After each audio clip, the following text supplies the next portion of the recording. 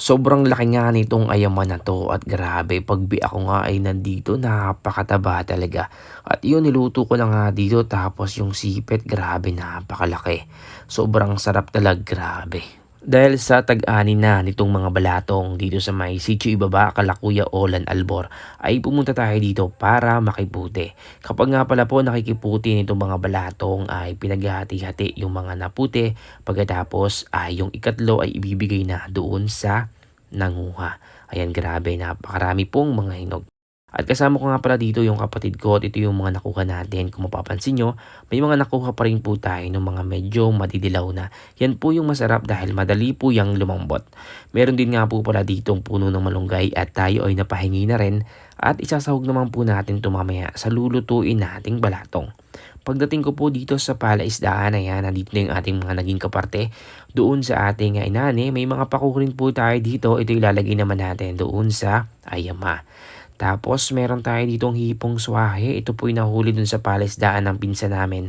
At nilalagyan ko lang po dito ng konting tubig at saka in-steam ko po. Pagkatapos dito naman po ay maghihimay po tayo ng mga balatong. Ayan, bali tatanggalin nga lang po natin ito dito sa kanyang balat.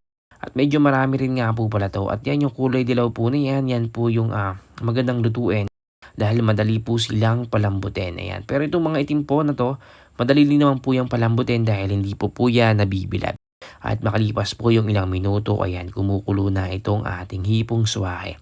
Bali, pinakuloan lang po natin yan ng konti dahil po yan ay tatanggalin natin mamaya sa balat. Bali, palalamigin ko lang muna po bago natin tanggalan sa balat. At dahil medyo marami nga po itong balatong na ating lulutuin, ay nagpatulong tayo dito sa kapatid ko at saka sa aking nanay para himayin. Tayo nga po pala ay may patambak po dito sa palisdaan. Kaya po marami kami dito.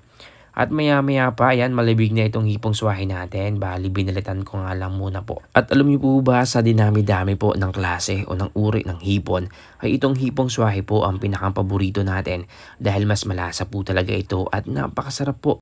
At matapos nga po nating balatan, ito na. At syempre, yung pong ulo at saka yung pinagbalatan natin, ay nilagyan ko po dito ng tubig at saka po didikdikin lang po natin to at pakukuluan. Tapos kukunin po natin yung kanyang katas mamaya. Kaya tinakpan ko lang muna po hanggang siya po ay kumulo. At ito na po yung ating mga balatong natanggal na natin sa balat. Medyo marami pa nga pala po tayong natira at sa mga susunod natin yon lulutuin. Nilagay ko lang po dito sa kaldero at saka po hinugasan. At ito naman po ay isasalang na natin dito sa may tungkong uling. Sinabuan ko lang din po at tinakpan ko. At habang pinapakulo nga po natin yan, ito namang pako ay kinuha ng nanay ko at hihimay na daw po niya. At meron din po tayo ditong 1 kilo na isang pirasong magtatawid na ayama. Grabe napakataba po nito at ito po ay igagat natin. Para po madaling hugasan at linisan, nilagay ko na po dito sa timba. Pagkatapos ay nilagyan ko po ng medyo maraming yelo para po siya ay makatulog nang sa gayon ay madali nating mahugasan at babalikan po natin yan maya-maya. At yon sa tansya ko makalipas po ang kalahating oras ay nakatulog na itong ating malaking ayama. Grabe, napakasarap po nito mamaya. Bali tinanggalan ko nga lang muna po pala ito ng tali. Yung proseso po ng pagbababa ng yelo sa mga ayama, yan po ay magandang paraan para madali pong linisan. Pero paalala lamang po, sila po ay hindi pa po patay dito. Sila ay nakatulog lamang at kapag po tinanggal nyo na sila sa tubig na malamig, makalipas po ang mga ilang minuto ay magigising na po ulit sila. Ayun o grabe, napakalaki po talaga nito. At ang luto nga pala natin po dito ay ginataan. At ang gagawin ko po dito, ayan, binuksan ko lamang po yung likod at yan, grabe oh. Kitang-kita nyo naman po, naninilaw yung kanyang taba. At syempre po, kapag po kayo magluluto ng mga ayama, ay tatanggalin nyo po itong kanyang hasang. At may makikita po kayo dyan na parang maliliit na nasibol na kabuti. Yan po yung pinakang kuto ng mga ayama. Ayun, bali tinanggal na lang po natin yan, pati po dito sa kabila.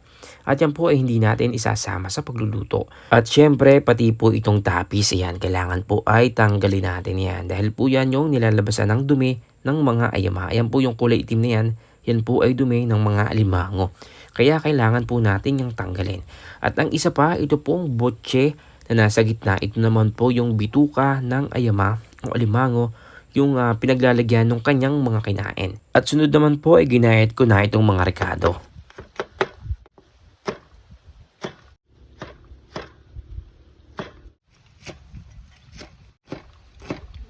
Ayun at binalikan nga po pala natin itong ating nilagang balatong at malambot na po siya kaya aalisin na po natin siya dito sa may apoy. At pagkatapos naman po noon ay sabay-sabay na natin ditong iginisa ang sibuyas, bawang, siling berde, dahon ng sibuyas, kamatis at saka po luya. Bali gigisa lang po natin yan pagkatapos ay ilalagay naman po natin itong ayama. At yan grabe po, saktong-sakto po dito sa kawali itong isang piraso nating ayama. Pasensya na nga po pala kayo sa boses natin dahil hindi po maganda yung ating pakaramdam ngayon. Tapos yan, tinakpan ko nga lang muna po at makalipas po yung ilang minuto, ayun grabe. Humahalimuyak na po yung amoy ng ayama. Tag-iba na rin po yung kanyang kulay at lalagyan po natin siya ng mga pampalasa tulad ng asin. Lagyan din po natin syempre ng paminta at saka po seasoning, pandagdag sa lasa. Tapos, ibinuhos na po natin dito yung pangalawang piga ng gata. Mamaya po natin ilalagay yung kakang gata o yung unang piga. At yan, bali, tatakpan po natin to para tuluyang maluto yung mga ayama. At habang pinapakulo nga po natin yung ayama, ayan, ay napaibig na rin tayo sa kape kaya nagtimpla na tayo. Nagahit na rin nga pala natin dyan yung sibuyas at bawang na gagamitin natin sa balatong. Yun, tara.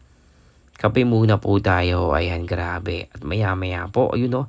Sinilip ko na tong ayama at grabe sobrang bango, nakakagutom na kaagad. Kaya nilagay ko na po itong mga pako. Ayun grabe, napakasarap po nito, ginataang ayama na may pako. Tapos nilagay ko na po dito yung unang piga ng gata. Mabilis lang naman pong maluto itong pako kaya po maya-maya yan ay luto na.